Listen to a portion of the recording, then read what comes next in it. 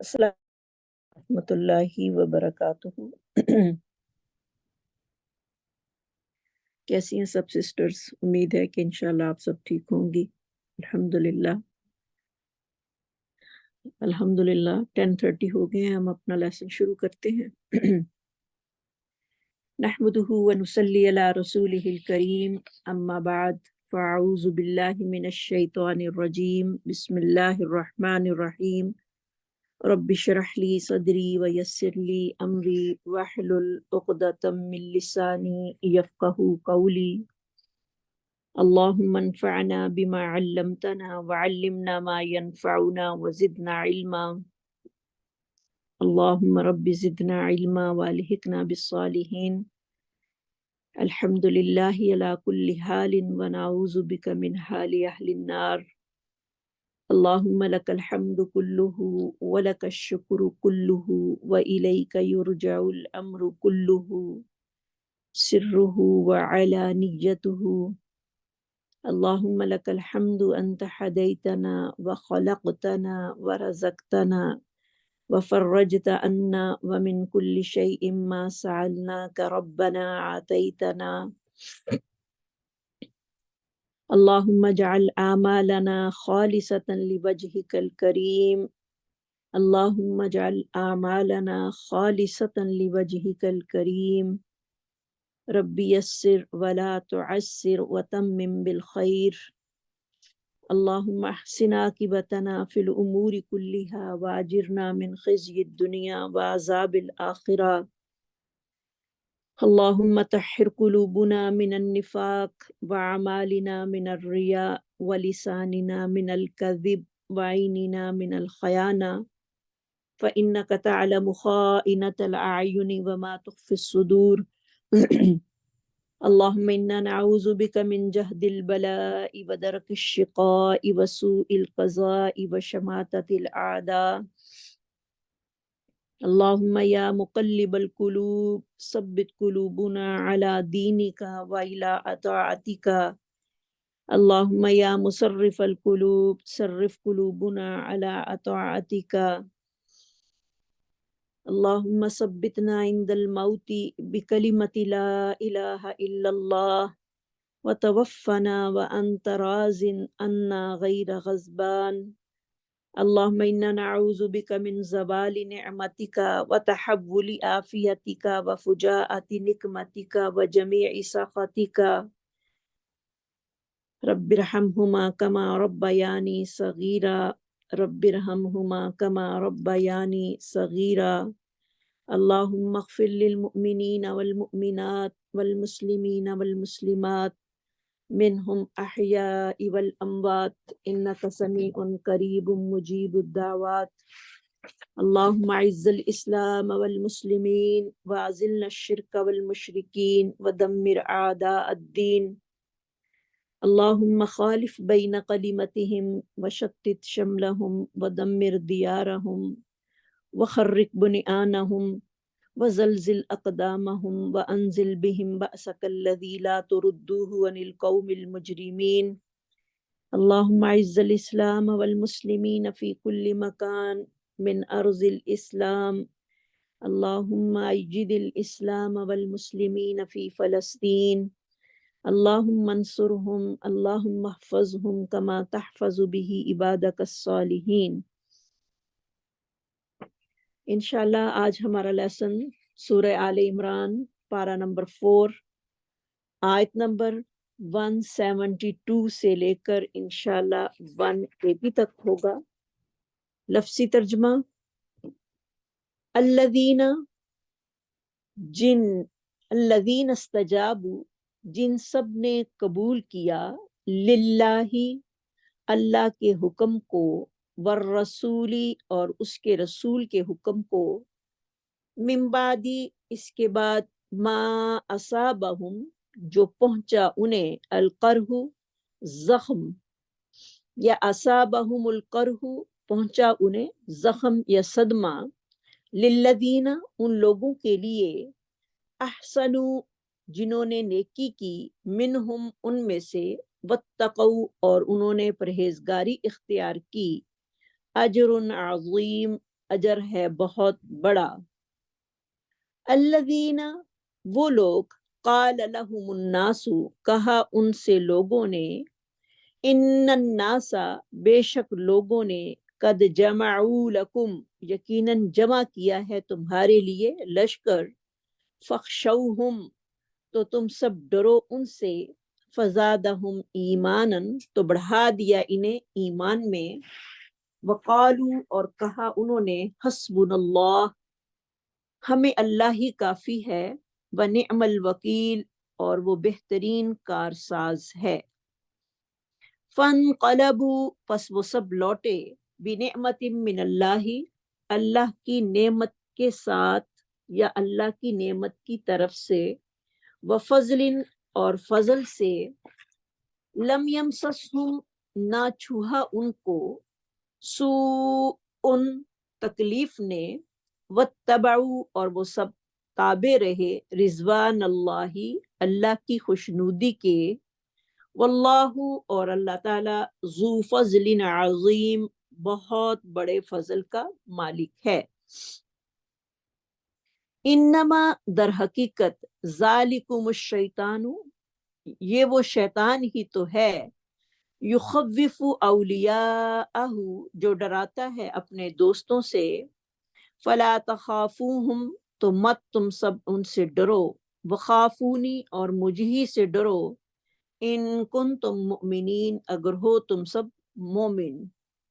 ولا يحزنک اور نہ آپ کو غم زدہ کریں، الذین وہ لوگ، یسارعون جو سب جلدی کرتے ہیں، فی الکفر کفر میں، انہم بے شک وہ، لن یضروا اللہ ہرگز نہیں بگاڑ سکتے اللہ تعالیٰ کا، شیئن کچھ بھی، یرید اللہ اللہ چاہتا ہے، اللہ یجعل لہم یہ کہ نہ وہ دے ان کو، حظاً کوئی حصہ،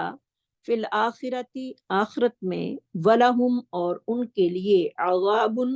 عذاب ہے، عظیم بہت بڑا۔ ان الذین بے شک وہ لوگ، نشتروا الکفر جنہوں نے خریدا کفر کو، بالایمانی ایمان کے بدلے، لن یضر اللہ ہرگز نہیں وہ سب نقصان پہنچا سکتے اللہ کا، شیئن کچھ بھی، ولہم اور ان کے لیے، عذاب علیم عذاب ہے، علیم درد دینے والا۔ ولا یحسبن الذین اور ہرگز خیال نہ کریں وہ لوگ، کفروا جنہوں نے انکار کیا، انما کہ بے شک، نملی ہم مہلت دے رہے ہیں، لہم ان کے لیے، خیر لانفسہم بہتر ہے ان کے نفسوں کے لیے، انما سوائے اس کے، نملی لہم ہم ڈھیل دیتے ہیں انہیں، لیزدادوا تاکہ وہ سب اضافہ کر لیں، اثمن گناہوں میں، ولہم اور ان کے لیے، عذاب عذاب ہوگا، مہین ذلیل کرنے والا۔ ما کان اللہ نہیں ہے اللہ تعالیٰ، لیذر المؤمنین کہ وہ چھوڑے ایمان والوں کو، الا اس حالت پر، ما انتم جس پر تم ہو، ما انتم علیہ تم ہو اس پر، حتی یہاں تک کہ، یمیز الخبیثہ وہ جدا نہ کر دے ناپاک کو، من الطیب پاک سے، وما کان اللہ اور نہیں ہے اللہ تعالیٰ، لیطلعکم کہ وہ اطلاع کر دے تمہیں، علی الغیب غیب پر، ولیکن اللہ لیکن اللہ تعالیٰ، یجتبی وہ منتخب کر لیتا ہے، من رسولہ اپنے رسولوں میں سے، من یشاء جسے وہ چاہتا ہے، فآمنوا تو تم سب ایمان لاؤ، باللہ اللہ پر، ورسولہ اور اس کے رسولوں پر، وَإِن تُؤْمِنُوا اور اگر تم سب ایمان لے آؤ، وَتَتَّقُوا اور تم سب نے تقوی اختیار کیا، فَلَكُمْ پس تمہارے لیے، اجر عظیم اجر ہے بہت بڑا۔ وَلَا يَحْسَبَنَّ الَّذِينَ، اور ہرگز گمان نہ کریں وہ لوگ، یبخلون، جو بخیلی کرتے ہیں، بما آتاہم اللہ، اس پر جو دیا ہے ان کو اللہ تعالیٰ نے، من فضلہ، اپنے فضل سے، ہوا خیر لہم، کہ وہ بخل بہتر ہے ان کے لیے، بل ہوا، بلکہ وہ، شر لہم، برا ہے ان کے لیے، سیطوقون، ان قریب وہ سب توق ڈالے جائیں گے، ما بخلو، اس مال کا جو سب بخل کرتے رہے، بھی اس میں، یوم القیامتی، قیامت کے دن، وَلِلَّهِ، اور اللہ ہی کے لیے ہے، میراث السماواتی، میراث آسمانوں کی، والارضی، اور زمین کی، واللہ، اور اللہ تعالی، بما تعملون، اس سے جو تم عمل کرتے ہو، خبیر، خوب خبردار ہے۔ تلاوت سنتے ہیں۔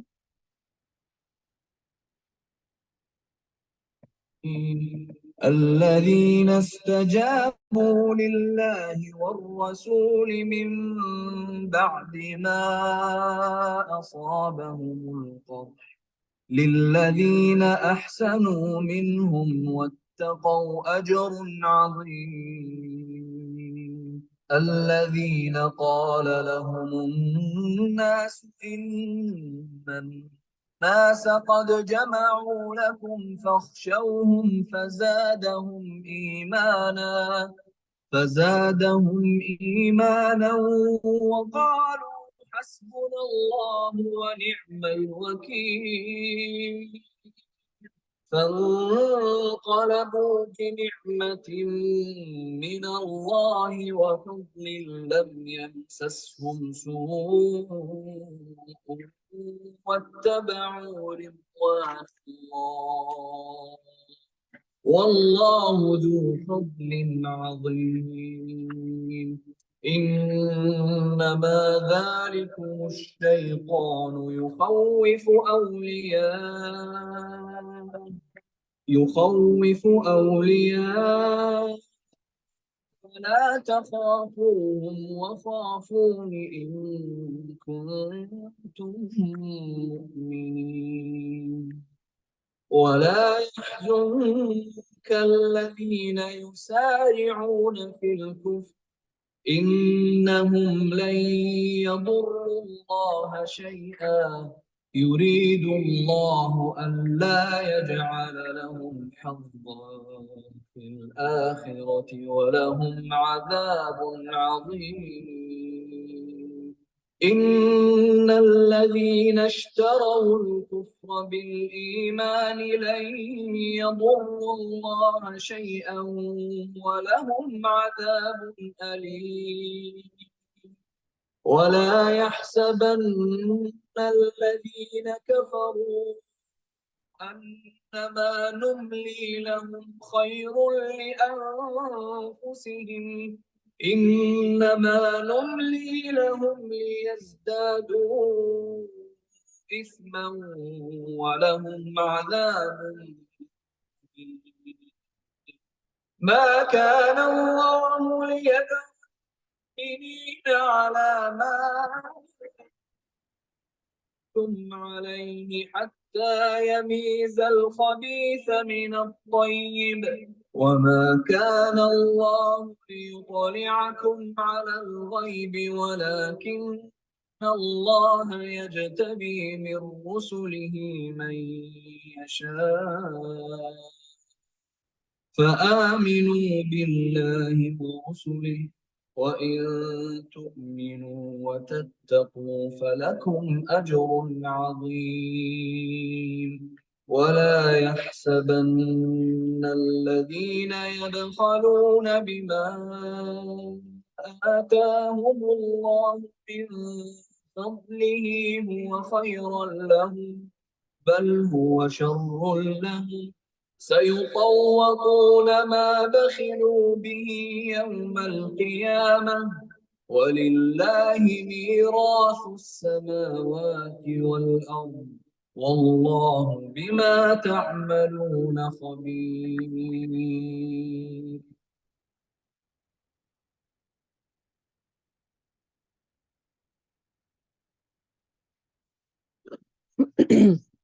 الذین استجابوا للہ، جن لوگوں نے زخمی ہونے کے باوجود بھی اللہ اور اس کے رسول کا حکم قبول کیا، ان میں سے جس نے بھی کوئی نیکی اور پرہیزگاری اختیار کی ہوگی اس کے لیے بہت بڑا اجر ہے۔ پچھلی آیات میں ہم جو تھے وہ منافقین کے نفاق کے بارے میں اللہ رب العزت ہمیں آگاہ کر رہے تھے کہ وہ منافقین جو ہوتے ہیں وہ ہر طرح سے مسلمانوں کو نقصان دینے کے لیے جو ہیں وہ ہمیشہ کوشش کرتے رہتے ہیں۔ تو شہدائے احد کی شہادت کے بعد مسلمانوں کے حوصلے پست کرنے کے لیے منافقین نے جو تھا وہ طرح طرح کی باتیں جو تھیں وہ مسلمانوں کو کی تاکہ وہ اپنے دین سے جو ہے دور ہو جائیں، اور جھوٹی افواہیں جو تھیں انہوں نے پھیلائیں، اور اہل اسلام کی صفوں میں جو تھا وہ انتشار پیدا کرنے کی ناکام کوشش جو تھی وہ کی۔ لیکن اہل ایمان جو تھے منافقین کی ان افواہوں سے وہ دل برداشتہ نہیں ہوئے، بلکہ انہوں نے اپنے ایمان کو نہیں چھوڑا، بلکہ انہوں نے اللہ رب العزت کی خوشنودی کو حاصل کرنے کے لیے ہر طرح کی جو تھی وہ قربانی دی، اور یہ وہی چیز تھی، یہ وہی اطاعت اور فرما برداری تھی جس نے ان کو اللہ رب العزت کے فضل و کرم کا جو تھا وہ مستحق جو تھا وہ بنا دیا، اور یہ چیز جو تھی ایمان میں واقع کا سبب جو تھی وہ بنی۔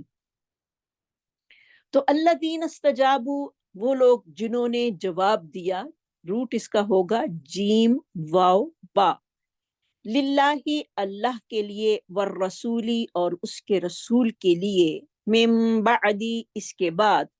ما اصابہم جو پہنچا ان کو، الکرہ زخم،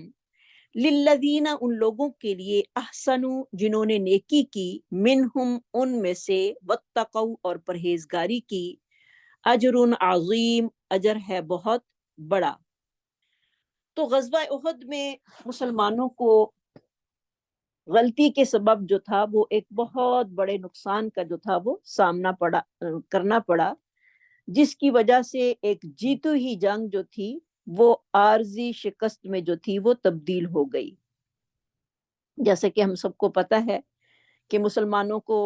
کہ ایک لشکر کو، ایک جتھے کو نبی صلی اللہ علیہ وسلم نے درے پر جو تھا وہ مقرر فرمایا تھا، لیکن وہ لوگ جیسے ہی کافر دوڑے تو وہ درے سے ہٹ گئے اور مال غنیمت جو تھی وہ اکٹھا کرنے لگے، اور یہی وجہ تھی کہ صحابہ کرام کا جو صبر و استقامت تھا اس کی وجہ سے مشرکین مکہ کو زیادہ دیر احد میں ٹھہرنے کا حوصلہ نہ ہوا۔ جب وہ احد کے میدان سے واپس لوٹے تو راستے میں آپس میں کہنے لگے کہ کس قدر افسوس کی بات ہے، یعنی مشرکین جو تھے وہ اپنے آپ میں ہی ایک دوسرے سے کہنے لگے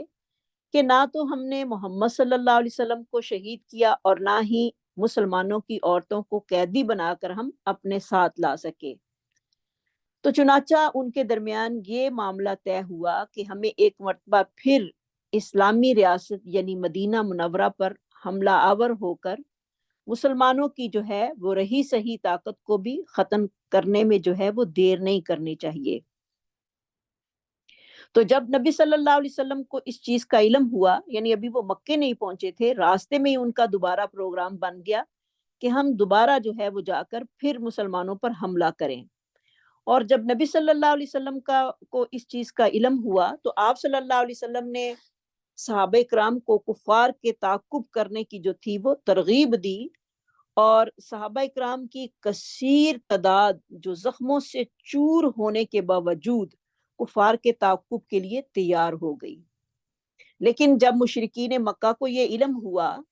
کہ مسلمان جو ہیں وہ ہمارے تعاقب کے لیے آ رہے ہیں، تو انہوں نے مکہ لوٹ جانے میں جو ہی تھی وہ اپنی عافیت سمجھی، یعنی انہوں نے اپنا پروگرام جو تھا وہ ختم کیا، انہوں نے کہا کہ ہم مکہ واپس جو ہیں وہ جاتے ہیں، اور مسلمان جو تھے وہ حمراء الاسد سے ہی واپس جو تھے وہ لوٹ آئے، لیکن جنگ کی نوبت جو تھی وہ نہیں آئی۔ لیکن نبی صلی اللہ علیہ وسلم کے دور رسالت میں یہ چیز جو تھی، یہ بھی غزوہ میں جو تھی وہ شمار کی گئی، اور صحابہ کرام کی اس شجاعت اور صبر و استقامت کے سبب اللہ رب العزت نے اس واقعے کو جو ہے وہ ذکر فرما کر صحابہ کرام کے کردار کی جو انہوں نے کریکٹر یہاں پر ادا کیا، اس کو انتہائی جو تھا وہ پسند کیا۔ حالانکہ وہ ایک خبر تھی اور ان کا بھی پروگرام بن ہی رہا تھا کہ نبی صلی اللہ علیہ وسلم نے ان کو تعاقب کے لیے بھیجا، اور صحابہ کرام نے کوئی بھی چوں چرا نہیں کی کہ ابھی تو ہم زخموں کے ساتھ چور ہیں اور دوبارہ پھر جو ہے وہ ہمیں لڑنے کا حکم ہو رہا ہے، بلکہ فوراً ہی اتباع کے لیے جو تھے وہ کھڑے ہو گئے۔ اور ام المومنین حضرت عائشہ رضی اللہ تعالیٰ عنہ اپنے بھانجے عروہ بن زبیر سے فرمایا، اے میرے بھانجے، جب احد کے دن نبی صلی اللہ علیہ وسلم کو صدمہ پہنچا اور جنگ کی فراغت کے بعد مشرکین مکہ کو لوٹ گئے، تو آپ کو خطرہ لاحق ہوا کہ کہیں وہ دوبارہ واپس آ کر حملہ آور نہ ہو جائیں، تو لہٰذا آپ صلی اللہ علیہ وسلم نے ان کے حوصلے پست کرنے کے لیے فرمایا کہ کون ہے جو ان کے تعاقب میں جائے۔ تو آپ صلی اللہ علیہ وسلم کا یہ ارشاد گرامی سن کر 70 صحابہ جو تھے وہ کفار کے تعاقب کے لیے تیار ہو گئے، جس میں تمہارے باپ یعنی تمہارے نانا ابو بکر صدیق اور تمہارے والد جو تھے وہ زبیر بھی شامل تھے۔ تو اس میں ہمارے لیے کیا لیسن ہے کہ صحابہ کرام کی اطاعت جو ہے وہ ہم دیکھیں اور ہم سب بھی اپنی اطاعت کو چیک کریں، کیونکہ اگر ہم ان کی جگہ پر ہوتے تو کبھی بھی ایسی اطاعت کے لیے تیار نہ ہوتے کہ ایک تو ابھی ہم جنگ سے واپس آئے ہیں اور زخموں سے اتنے چور ہیں کہ اور زخم جو ہیں وہ اتنے گہرے لگے ہوئے ہیں کہ کوئی صحابی میں اتنی طاقت نہیں تھی کہ وہ مقابلہ دوبارہ کر سکے، لیکن نبی صلی اللہ علیہ وسلم کی حکم کے مطابق انہوں نے دوبارہ اپنے آپ کو تیار کیا، اور اطاعت جو تھی وہ اللہ رب العزت کو اتنی پسند آئی، حالانکہ جنگ نہیں ہوئی تھی وہاں پر، ابھی تو صرف خبر ہی آئی تھی کہ وہ لوگ، اور نبی صلی اللہ علیہ وسلم کو بھی خطرہ لاحق ہی تھا کہ ہو سکتا ہے کہ وہ دوبارہ آ کر حملہ آور نہ ہو جائیں، اور آپ نے صحابہ کو کہا جاؤ ان کا تعاقب کر کے آؤ، تو 70 صحابہ جو تھے وہ چلے گئے۔ تو اتنا ایمان اور اتنا ان کا قوی ایمان اور ان کی اطاعت کا اندازہ ہم یہاں پر کر سکتے ہیں، اور اس کے ساتھ ساتھ ہمیں اپنا بھی جائزہ لینا ہے کہ ہمارے اندر ایمان جو ہے وہ کیسا ہے، یعنی ہم اللہ اور اس کے رسول کی اطاعت میں کتنے کھڑے ہوتے ہیں، ہمارا ایمان جو ہے وہ ہمیں کس لیول کا ہے کہ جب اللہ اور اس کے رسول کا حکم آ جائے تو ہم اپنی ساری باتیں چھوڑ کر ان کے حکموں کے لیے تیار ہو جائیں۔ تو دیکھیں ہمارے اندر ایمان کی اتنی کمزوری ہے، ہمیں اپنے ایمان کی تجدید کے لیے جو ہے اور اس کی حفاظت کے لیے دعا کرتے رہنا چاہیے، اللہم حبب الینا الایمان وزینہ فی قلوبنا۔ اور ہمارے ایمان اتنے کمزور ہیں کہ اگر اللہ کی اطاعت کا حکم ہمیں آ جائے اور ہم نے کوئی نیکی کا کام کر لیا ہو اور دوبارہ کرنے کا حکم ہمیں مل جائے تو ہماری حالت کیا ہوگی، اس کے بارے میں ہم سب خود جو ہیں وہ بہتر سمجھ سکتے ہیں۔ فار ایگزامپل، اگر جیسے کہ ہم نے ابھی کلاس لے رہے ہیں، ابھی ہم گھنٹہ کی 1 ڈیڑھ کی کلاس لے کر اٹھیں اور کوئی ہمیں دوبارہ حکم دے دے کہ ابھی اس کی دہرائی کرو بیٹھ کے، تو ہماری حالت کیا ہوگی؟ کیا ہم اس اطاعت کے لیے تیار ہو جائیں گے؟ کبھی بھی نہیں ہوں گے۔ ہم تو ایک دفعہ سننے کو ہی بڑا اپنے لیے جو ہے وہ مارکا سمجھ لیتے ہیں، اور ہم کہتے ہیں کہ ہم نے قرآن کی کلاس جو ہے وہ ابھی بیٹھ کر سنی، اور دوبارہ اگر کوئی کہے کہ ریکارڈنگ سن کے اس کو یاد کرو بیٹھ کر، تو کبھی بھی ایسا نہیں کرنے کے لیے ہم تیار ہوں گے۔ تو ہمارا ایمان جو ہے وہ اتنا کمزور ہے، جبکہ صحابہ اکرام کا ایمان اللہ اور اس کے رسول کی اطاعت کے لیے ہر وقت تیار رہنا، یہ کتنی بڑی بات ہے۔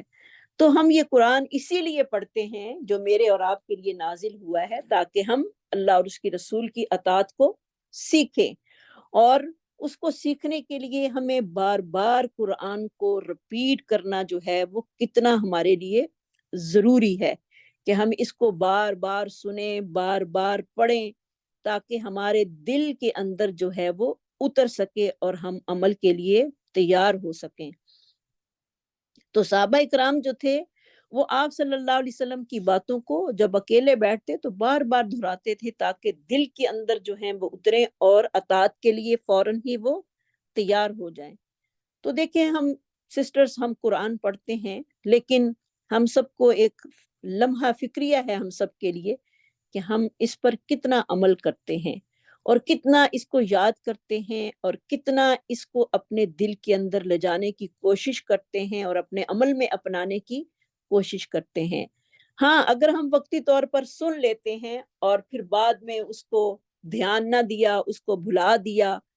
اس کے اوپر کوئی توجہ نہ کی، تو یہ اس کا حساب کتاب بھی ہمیں اپنے رب کو خود دینا پڑے گا۔ دیکھیں ہر انسان کا حساب جو ہے وہ اللہ کے پاس ہے، کوئی کسی کا حساب کتاب نہیں لے سکتا، اور ہم نے یہ ساری باتیں جو ہیں اپنے رب کو ہی بتانی ہیں۔ تو اللہ سے ہمیں دعائیں بھی ساتھ ساتھ کرنا چاہیے کہ یا اللہ جو کچھ ہم پڑھیں، جو کچھ سنیں، اللہ ہمارے اندر بھی ایسا ہی اطاعت کا جذبہ جو ہے وہ پیدا فرما دے۔ اور اگر ہم کوشش کے باوجود بھی اطاعت کی طرف نہیں آتے تو ہمیں زیادہ سے زیادہ اللہ تعالیٰ کی طرف جو ہے وہ رجوع کرنا ہے کہ اللہ ہمیں ایسا بنا دے، صحابہ کی عادات جو ہیں وہ ہمارے اندر بھی منتقل کر دے۔ تھے تو وہ بھی انسان ہی، لیکن ایمان کا لیول اتنا ہائی تھا، اتنا ہائی تھا، اس طرح کا ایمان اللہ ہم سب کو بھی نصیب فرما دے، آمین۔ الذین قال لهم الناس، وہ لوگ کہا ان کے لیے لوگوں نے، ان الناس بے شک لوگ، قد جمعوا تحقیق جمع ہو گئے ہیں، جیم میم عین اس کا روٹ ہوگا تمہارے لیے، فخشوہم پس ڈرو ان سے، خا شین یا، فزادہم ایمانا تو وہ زیادہ ہوگے اور بھی ایمان میں، زا یا دال اس کا روٹ ہوگا۔ تو غزوہ احد کے دن جب ابو سفیان اور اس کے ساتھی جو تھے جب ناکام اور نامراد ہو کر لوٹے، تو جاتے وقت جو تھا وہ ابو سفیان نے یہ چیلنج کیا تھا کہ اب ہمارا 1 سال کے بعد میدان بدر میں پھر مقابلہ ہوگا۔ اس نے کیا چیلنج دیا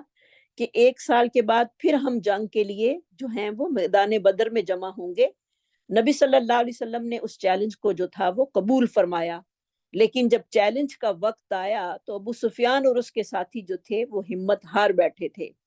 کیونکہ مکہ میں جو تھا وہ قحط سالی جو تھی وہ پڑ گئی اور حالات جو تھے وہ بہت ہی مخالف ہو گئے مشرکین مکہ کے، اور ایسے حالات میں جو تھا اللہ رب العزت نے کافروں کے دلوں پر مسلمانوں کا رعب جو تھا وہ طاری کر دیا۔ چنانچہ ابو سفیان نے جو منصوبہ بندی کی تھی کہ ہم 1 سال کے بعد بدر کے مقام پر آ کر جو ہے وہ دوبارہ لڑیں گے، تو وہ اپنی اس منصوبہ بندی کو جو تھا وہ پورا نہ کر سکا، بلکہ اس نے ایک خفیہ طور پر ایک شخص کو جو تھا وہ لالچ دے کر مدینہ منورہ بھیجا تاکہ وہاں جا کر یہ چیز جو ہے وہ مشہور کر دے، یعنی مسلمانوں کے حوصلوں کو پست کرنے کے لیے کہ قریش اپنا بدلہ لینے کے لیے ایسا زبردست لشکر جو ہیں وہ لا رہے ہیں کہ عرب کی ساری قوت بھی ان کی راہ میں رکاوٹ نہیں بن سکتی اور ان کے مقابلہ کرنے کی اہلیت جو ہے وہ مسلمان نہیں رکھتے۔ حالانکہ اس کا کوئی پروگرام نہیں تھا، اس کے پاس تو مال و اسباب جو تھا وہ ختم ہو چکا تھا ابو سفیان کے پاس، لیکن جھوٹی خبر کسی شخص کے ذریعے اس نے جو تھی وہ مدینہ میں بھیجی۔ تو اس نے یہ کہا کہ مسلمانوں کے حوصلے جو ہیں، مقصد اس کا یہ تھا کہ مسلمانوں کے حوصلے جو ہیں وہ کمزور پڑ جائیں گے۔ لیکن ہوا کیا کہ مسلمان جو تھے انہوں نے اپنے حوصلوں کو کمزور نہیں کیا، بلکہ اپنے ایمان کو اور بھی زیادہ کر کے ان کے اندر جہاد کا جذبہ جو تھا وہ اور بھی زیادہ ہو گیا، اور انہوں نے جذبہ جہاد کی بلندی کے سبب صحابہ کرام کے ایمان میں مزید اضافہ جو تھا وہ ہو گیا، اور اللہ نے ان کا ایمان جو تھا وہ بڑھا دیا۔ انہوں نے کہا کہ نہیں، ہم اگر وہ آ رہے ہیں حملہ کرنے کے لیے، حالانکہ خبر جو تھی وہ جھوٹی تھی، اس نے جھوٹ میں جو تھا وہ مسلمانوں کو ایک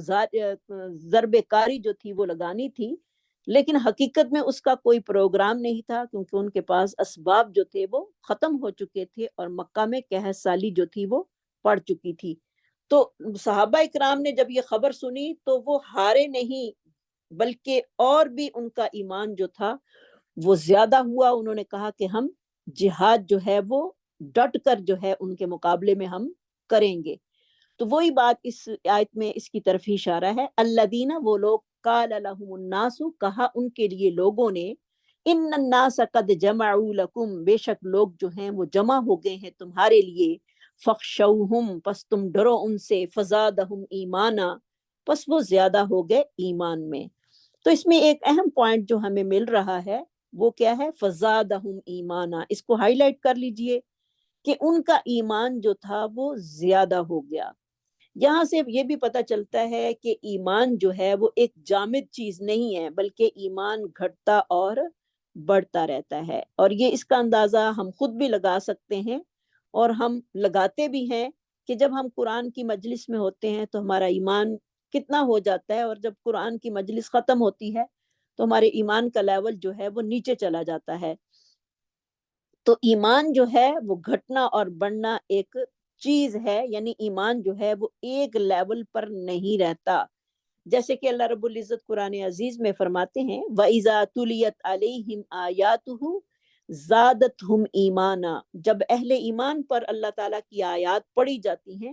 تو ان کے ایمان میں اضافہ کر دیتی ہیں۔ سبحان اللہ۔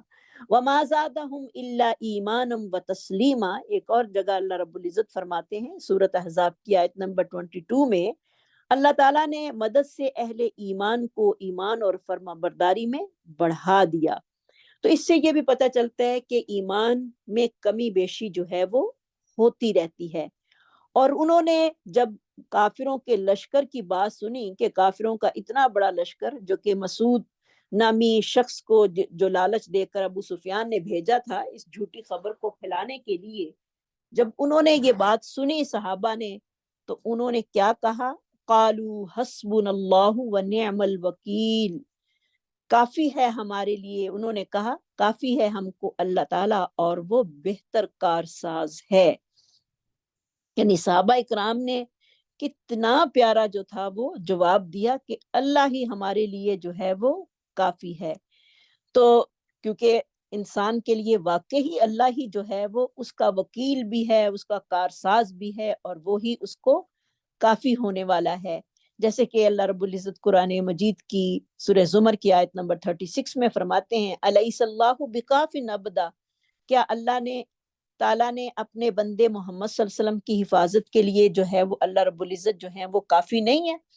کیوں نہیں؟ کیونکہ انسان کو جب بھی مشکلات پیش آئیں تو اس کا توکل جو ہے وہ اللہ رب العزت پر ہی ہونا چاہیے، اور اللہ کی ذات پر توکل کرتے ہی انسان جو ہے وہ دنیا میں زندہ رہ سکتا ہے۔ اگرچہ اس کا توکل نہیں تو اس کی زندگی جو ہے وہ بہت ہی تنگ ہو جاتی ہے۔ جیسے کہ اللہ رب العزت سورہ زمر کی آیت نمبر 38 میں فرماتے ہیں کل کہہ دیجیے افرأیتم ما تدعون من دون اللہ ان ارادنی اللہ بضر هل ہن کاشفات ضرہ او ارادنی برحمت هل ہن ممسکات رحمتہ قل حسبی اللہ علیہ یتوکل المتوکلون۔ آپ صلی اللہ علیہ وسلم ان سے پوچھئے کہ اگر اللہ تعالیٰ مجھے تکلیف پہنچانے کا ارادہ کرے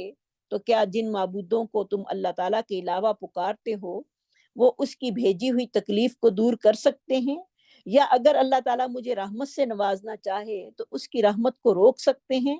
آپ کہہ دیجئے کہ میرے لیے اللہ ہی کافی ہے، میرے لیے اللہ ہی کافی ہے۔ تو اس سے ہمیں کیا سبق ملتا ہے؟ اس میں ہمارے لیے جو لیسن یہ ہے کہ جب ہمیں لوگوں کا خوف آنے لگے، جب ہم لوگوں سے خوف محسوس کرنے لگیں کہ یہ ہمارا بگاڑ دیں گے، تو اس وقت ہمیں کیا کہنا چاہیے؟ حسبنا اللہ ونعم الوکیل۔ مشکل گھڑی میں بلکہ ہر وقت جو ہے وہ اللہ پر توکل کرنے کی ضرورت ہے۔ تو حضرت ابراہیم علیہ السلام کو بھی جب آگ میں ڈالا گیا تھا تو کتنی مشکل گھڑی تھی آگ میں چلے جانا، تو آپ ابراہیم علیہ السلام نے بھی یہی کلمات جو تھے وہ ادا کیے تھے، حسبنا اللہ و نعم الوکیل۔ تو یہاں سے ہمیں حسبنا اللہ کی فضیلت کا بھی پتہ چل رہا ہے کہ جب بھی کوئی مشکل گھڑی آ جائے انسان کے پاس، جو انسان کی برداشت سے باہر ہو جائے، تو اس وقت اللہ کا سہارا جو ہے وہ سب سے بڑا سہارا ہے، نہ کہ ہم لوگوں کے سہاروں کو ڈھونڈتے پھریں، بلکہ فوراً ہی یہ کلمات جو ہیں وہ ہمیں ادا کرنے چاہیے، حسبنا اللہ و نعم الوکیل۔ اس کو بھی ہائی لائٹ کر لیجئے کہ ہر مشکل گھڑی میں ہمیں اپنے رب کو ہی پکارنا ہے اور اپنے رب کے ساتھ ہی تعلق کو جوڑنا ہے، اور ہر وقت جب بھی کوئی مشکل ہو، پریشانی ہو، بیماری ہو، جو بھی گھڑیاں آئیں، انسان کا توکل جو ہے وہ اللہ تعالیٰ پر کامل اور مکمل ہونا چاہیے، اور یہی بات دہرانی چاہیے، حسبنا اللہ و نعم الوکیل۔ جب صحابہ اکرام نے یہ بات کہی تو پھر ان کو جزا کیا ملی، اس کے بارے میں ہم آگے پڑھتے ہیں۔ فَانْقَلَبُوا بِنِعْمَةٍ مِّنَ اللَّهِ، فن قلبو کاف لام با اس کا روٹ ہوگا، بنعمت من اللہ، پس وہ لوٹے اللہ کی نعمت کے ساتھ، وفضل اور اس کے فضل کے ساتھ، لم یمسسہم نہیں چھوا ان کو، میم سین سین اس کا روٹ ہوگا، کسی تکلیف نے، واتبعوا رضوان اللہ اور پیروی کی انہوں نے اللہ کی رضامندی کی، تابعین اس کا روٹ ہوگا، واللہ ذو فضل عظیم اور اللہ تعالیٰ جو ہے وہ بہت بڑے فضل کا مالک ہے۔ جب ان کو یہ بات پتہ چلی اور کہ کافر ہمارے لیے اکٹھے ہونے والے ہیں اور بہت زیادہ ہم پہ حملہ کرنے کے لیے تیار ہو رہے ہیں، تو فوراً ہی کیا کہا، حسبنا اللہ و نعم الوکیل۔ تو کیونکہ ابو سفیان چونکہ اس وقت مکے کا رئیس تھا، اس نے مسلمانوں کو یہ چیلنج دیا تھا کہ میں اگلے سال جو ہے وہ مقام بدر پر پھر لڑائی کے لیے آؤں گا۔ تو نبی صلی اللہ علیہ وسلم جو تھے ابو سفیان کے کیے گئے وعدے کے مطابق جو تھے وہ مقام بدر پر تشریف لائے، اور 8 روز جو تھے وہ ابو سفیان کا انتظار کرتے رہے، یعنی آپ وہی تشریف فرما رہے، صحابہ بھی تھے، لیکن ابو سفیان اور اس کے ساتھیوں کو مقابلہ کرنے کی کوئی بھی ہمت نہ ہوئی، اور وہ چیلنج میں جو تھے بزدل ثابت ہوئے۔ تو اس آیت میں اسی کی طرف اشارہ ہو رہا ہے، اور پھر مسلمانوں کو کیا ملا، فَانْقَلَبُوا بِنِعْمَةٍ مِّنَ اللَّهِ وَفَضْلٍ، وہ لوٹے اللہ کی نعمت کے ساتھ اور اس کے فضل کے ساتھ، جیسے کہ عبداللہ بن عباس رضی اللہ تعالیٰ عنہ بیان کرتے ہیں، یہاں نعمت سے مراد جو ہے وہ مسلمان سلامت رہے، اور فضل سے یہ مراد ہے کہ جب موسم حج تھا اس میں ایک تجارتی قافلہ گزر رہا تھا جس کے سامان کو نبی صلی اللہ علیہ وسلم نے خرید لیا، اور آپ صلی اللہ علیہ وسلم کو اس سے بہت زیادہ نفع حاصل ہوا، جسے نبی صلی اللہ علیہ وسلم نے صحابہ میں جو تھا، صحابہ اکرام رضوان اللہ علیہ مجمعین میں جو تھا وہ تقسیم کر دیا تھا۔ تو جب اہل ایمان جو تھے وہ نبی صلی اللہ علیہ وسلم کی اجازت سے جب سفر جہاد پر نکلے، تو اللہ تعالیٰ نے ان کے اس جذبہ جہاد کی قدر فرماتے ہوئے اپنی نعمتوں اور اپنے فضل و کرم کے جو تھے وہ دروازے ان کو کھول دیے، اور کسی قسم کا بھی نقصان نہ پہنچا، کیونکہ وہ اللہ کی رضا اور خوشنودی کو اپنے سامنے رکھتے ہوئے اس کی متلاشی تھے کہ ہمیں اللہ کی رضا جو ہے وہ کسی طرح ہمیں مل جائے، جس سے اللہ رب العزت جو تھے وہ ان سے خوش بھی ہوئے اور راضی بھی ہوئے، اور ان پر بہت بڑا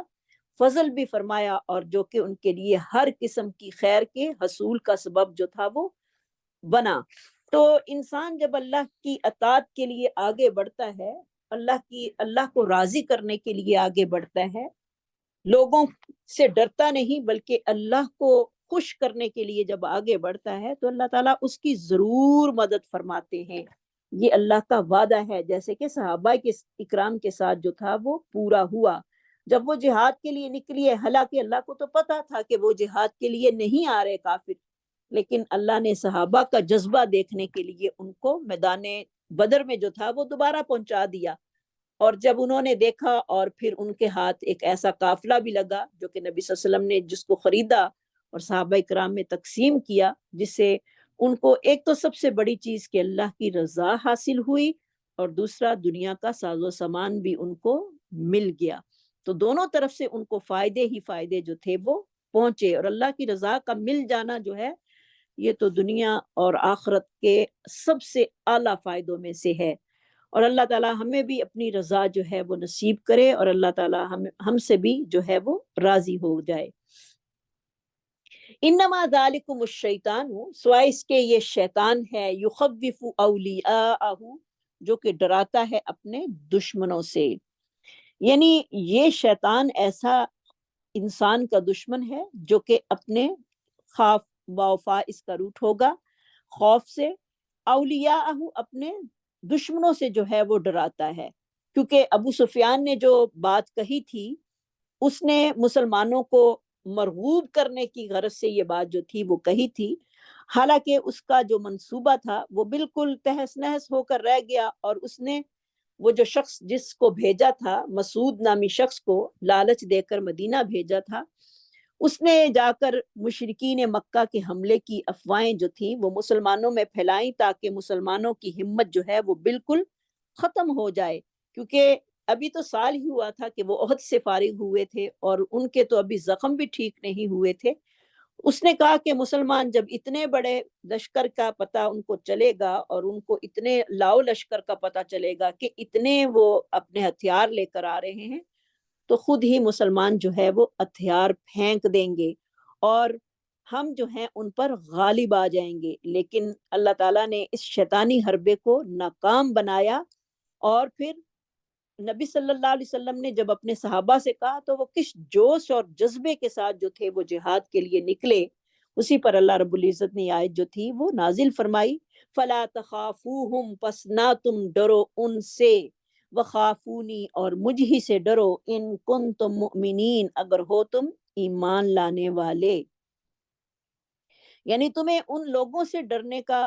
کوئی حق نہیں، اگر تمہیں ڈر ہونا چاہیے تو صرف اللہ رب العزت کہہ رہے ہیں میرا ڈر ہونا چاہیے، اگر تمہارے اندر ایمان کا جذبہ موجود ہے، انسان جس کے اندر ایمان ہوتا ہے وہ اللہ کے علاوہ کسی سے نہیں ڈرتا، کسی کی مخالفت ہو، کسی کے ساتھ اس کی دشمنی ہو، کچھ بھی ہو، وہ نہیں ڈرتا۔ تو یہ بہت ہی اہم پوائنٹ ہے کہ اللہ کا ڈر جو ہے وہ ایک بہت ہی بڑی چیز ہے، اس کو بھی ہائی لائٹ کر لیجئے، اور اللہ سے دعا بھی کرتے جائیں کہ اللہ ہمارے اندر بھی جو ہے وہ اپنا ڈر جو ہے وہ پیدا کر دے، کیونکہ اللہ کا ڈر ہی انسان کو جو ہے وہ برائیوں سے بچا سکتا ہے، اور برائیوں کو جڑ سے ختم کرنے والی چیز جو ہے وہ صرف اور صرف اللہ کا ڈر ہے۔ اگر انسان کے اندر اللہ کا ڈر ہے تو دنیا کی کوئی طاقت اس کو گناہ کرنے پر مجبور نہیں کر سکتی، وہ گناہ کرتا نہیں ہے، اسے پتہ ہے کہ میرا رب ہے جو مجھے دیکھ رہا ہے، اور صحابہ اکرام کے اندر جو تھا وہ اللہ رب العزت کا، اور آپ صلی اللہ علیہ وسلم کی ذات کے اندر جو تھا وہ اللہ رب العزت کا کس قدر ڈر جو تھا وہ موجود تھا، جیسے کہ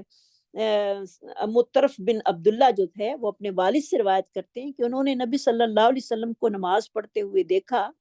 آپ صلی اللہ علیہ وسلم کے سینے سے رونے کی آواز کی وجہ سے ایسی آواز آتی تھی جس طرح ہنڈیا کے ابلنے کی آواز ہوتی ہے، یعنی اللہ کے ڈر سے اتنا رویا کرتے تھے نماز میں۔